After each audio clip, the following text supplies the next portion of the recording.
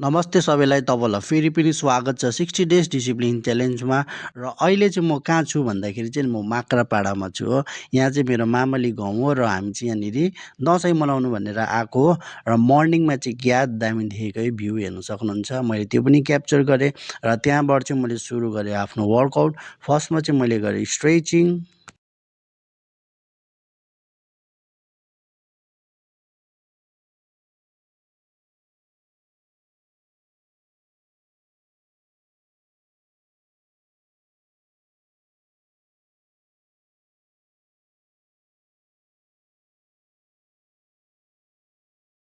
फुल body stretching गरिसकेर चाहिँ फर्स्टमा चाहिँ मैले गरेँ पुसअप्स।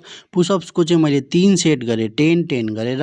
त्यहाँबाट फेरि मैले गरेँ देशी बैठक र देशी बैठकको पनि मैले 3 सेट गरेँ 10-10 गरेर।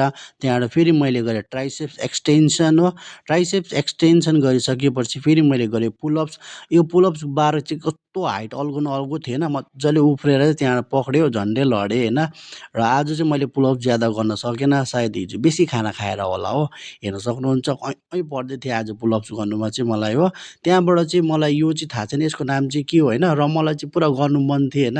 र आज चाहिँ यहाँनिर बनाइरहेको रहेछ क्या, मतलब थियो रहेछ र मैले ट्राई गरेँ होइन। आर्मीमा पनि यस्तो ट्रेनिङ हुन्छ नि होइन, तपाईँहरूलाई थाहै होला को आर्मी छ होइन, यस्तो ट्रेनिङ हुन्छ।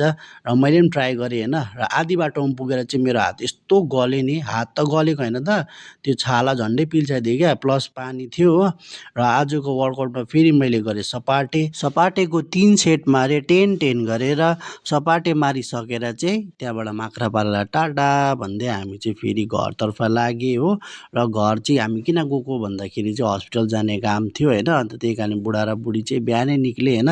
नानी आप्पा आमा चाहिँ त्यहीँनिर माक्रापाडामै बस्यो। र अहिले चाहिँ फेरि हामी फर्किनेछ हो।